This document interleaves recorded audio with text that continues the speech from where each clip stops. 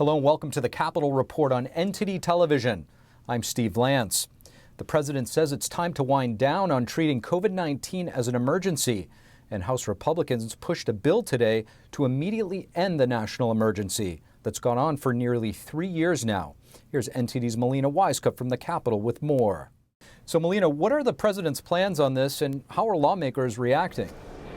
The Biden administration announced they'll allow the pandemic emergency declarations to end 4 months from now in May. Now, what this will do is it will eliminate the executive branch's powers that they currently have in dealing with the pandemic, such as their ability to suspend student loan repayments, as well as end the flexibility with regards to reporting in the healthcare arena. Republicans today noting the timing of the White House's announcement.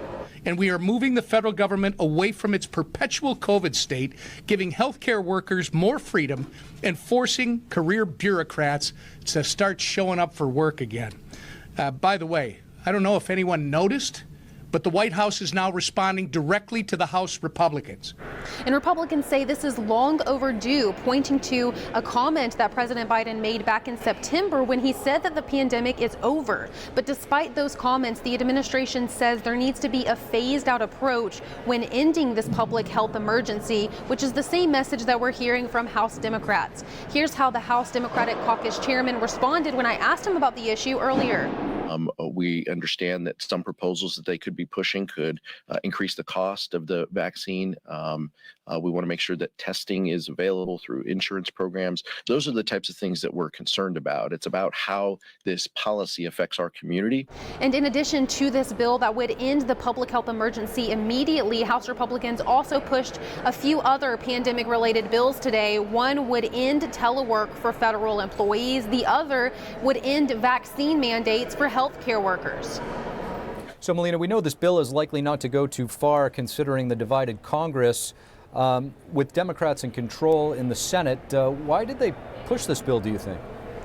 Yeah, so the goal here is to put pressure on the Biden administration and Democrats to get them voting on record. It also allows Republicans an opportunity to express the distaste that they have with the Biden administration's pandemic policies. Now, what is interesting is that the Senate during last Congress did vote twice to end this public health emergency, and that did garner the support from 12 Democrats. We asked Senator John Thune, who is the Republican whip in the Senate, if it's worth another floor vote in the Senate during this Congress.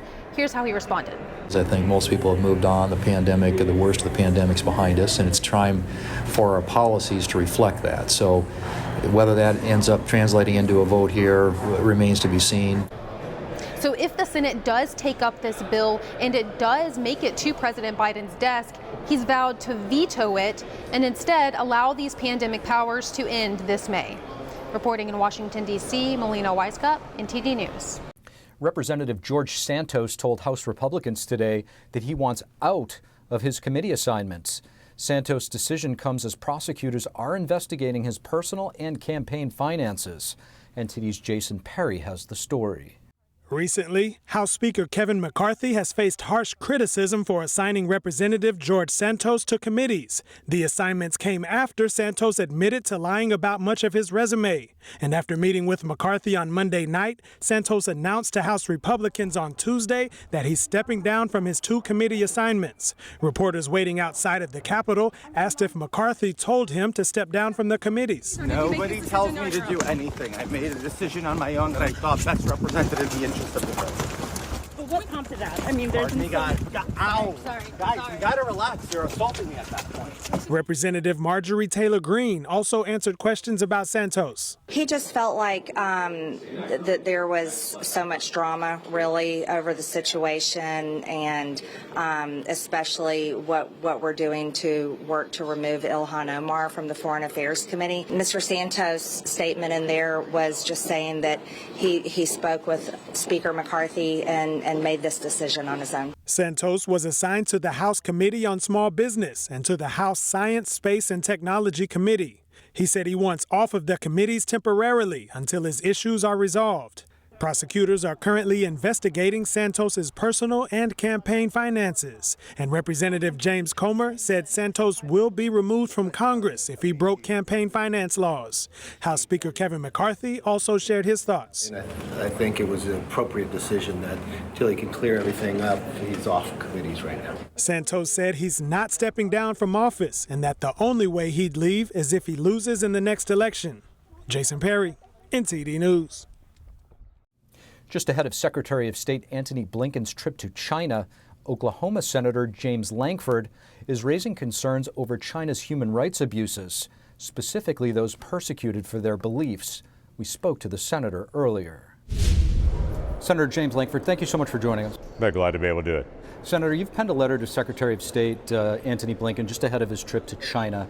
You specifically focused in on the issue of human rights, atrocities in China. Why did you do that? So my fear was that Secretary of State would be going to China to be able to talk about climate change, to talk about economic activity, to talk about free trade issues, and we leave out kind of the elephant in the room here, and that is the human rights and atrocities that are happening in China every single day.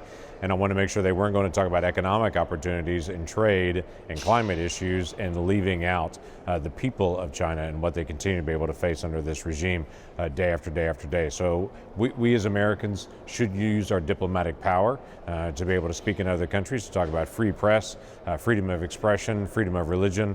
We should do that in every opportunity that we have. When the Secretary of State Pompeo and then Blinken then followed up and declared what's happening to the Uyghur Muslims is genocide, we should take that seriously, and there should be consequences for it, and I just don't want them to just ignore that when they go. To your point, so often when world leaders meet with Chinese officials, they lightly touch upon human rights or not at all. Oftentimes people say to the behest of the CCP. Right, and I think that is the issue. For instance, when John Kerry is talking to the Chinese, it's all about environmental climate change and all those issues. Fine. It's fine to be able to talk about those issues, but we should talk about the immediate human rights issues as well. We can't negotiate on one area and leave people behind in basic human rights and dignity. And to your point, you mentioned in your letter multiple groups that are being persecuted, religious minorities. You mentioned the Falun Gong practitioners. In 2006, it was exposed that live organ harvesting was taking place there, and now we're seeing that happening to the Uyghurs. Perhaps if people were speaking out, such as yourself right now, that could have been avoided. Yeah, the hope is to be able to expose it. The Chinese government doesn't like daylight. They don't want people to expose what they're doing on the world stage because they're embarrassed of what they would do. So they want to do it all behind closed doors and say it's not happening at all. But when the world focuses in on it, we do see a difference in China and a response. So the best thing that we can do is shine a light there and to say this is inappropriate. No one in humanity should accept this or acknowledge this. This is what the cartels do and the ruthless regimes do. We shouldn't see a government actually supporting this. And for the people that live under communist rule in China that have no choice, no options, no ability to be able to speak out freely, this is an area that we need to speak on their behalf. In the biblical perspective that I have, you speak for those who can't speak for themselves, and that should be where we're coming from. Senator, it's a bit of an open secret in Washington that the CCP indirectly or directly lobbies Washington, D.C. How do you stop this machine?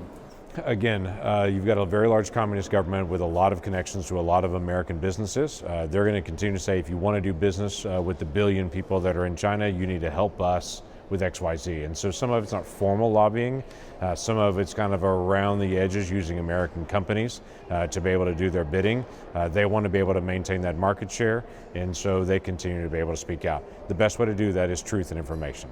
If truth and information is out there, people can't just say, we'll just ignore this over here and just pretend that we need a big market over here. Truth, facts, information that wins the day out. So just exposing what's occurring, like what's happening to the Uyghurs, like what's happening to the people in Hong Kong as they're losing their ability to be able to speak freely. These freedoms that they've had for so long, they're now just disappearing overnight based on Chinese oppression. We should speak out about that, and then we should respond differently. Now, in your letter to the Secretary of State, you said, in the midst of China's ongoing barbaric acts of aggression against its own people, now is the time to not look the other way. Why do so many world leaders look the other way? And do you think America will continue to hold on to its role as leader of the free world? Yeah, America should maintain its role as the leader of the free world. Whether we will or not is going to be a decision leaders in the White House and others in Congress are going to make.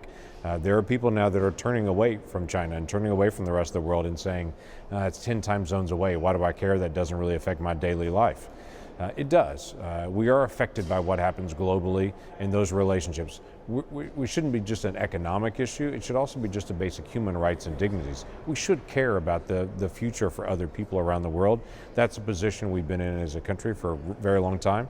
And quite frankly, our 250-year now experiment with freedom has shown we're the most prosperous, most successful nation in the history of the world because we have a free press, because we have freedom of expression, because we allow freedom of assembly, freedom of dissent, freedom of faith, and to be able to live that out, that you can have any faith you want, change your faith, or have no faith and be respected. That's not true in China for any of those rights and for the people that live under those. And they can't continue to just be able to advertise, look what a great country we are economically, but look how oppressed their own people are. We should speak into those areas. That's the position as a world leader that we're in, is to be able to set the tone. Senator James Lankford, thank you so much. You bet. Glad to be able to visit with you again. Welcome back to NTD's Capitol Report. I'm Steve Lance. Key voices in Washington are speaking out for the right to believe and calling out China for its decades of human rights abuses. NTD's Iris Tao has more from the International Religious Freedom Summit in Washington, D.C. This is a God-given right that unfortunately is being trampled on. Highlighting the right to believe, the International Religious Freedom Summit brings lawmakers from across the political spectrum. And we work together, especially on issues regarding human rights. The Chinese Communist Party is conducting an all-out assault on religion. At the center of the focus is religious persecution by the Chinese regime. The chair of the House Foreign Affairs Committee highlights the Chinese Communist Party's state-sanctioned forced organ harvesting, targeting Falun Gong practitioners and other prisoners of conscience. They have biometrics to follow all their people within China. Organ transplants where they force people and they sedate them and take their organs out, and it's just horrific. The summit also comes just a week before Secretary of State Antony Blinken is set to travel to China. He asked former NBA player and human rights activist Enes Kanter Freedom about what he thinks Washington should tell Beijing. Don't be scared. Call out China for their human rights abuses. Now the whole world knows what Tibetans are going through, what Hong Kongers are going through, what Uyghurs are going through, Falun Gongs are going through. Also at the summit are those who are living through the impact of religious persecution. The 17-year-old teenager is calling for the release of her parents in China, who have been detained for 2 years for practicing the meditation practice of Falun Gong. 就他们自从被绑架之后，我就再也联系不上他们，让我们赶快见面吧。 The two-day summit will wrap up on Wednesday after featuring more voices from across the globe speaking out for religious freedom. Reporting in Washington, D.C., Iris Tao, NTD News. Thank you for watching the Capitol Report. If you want to see our full broadcast, check us out at epochtv.com.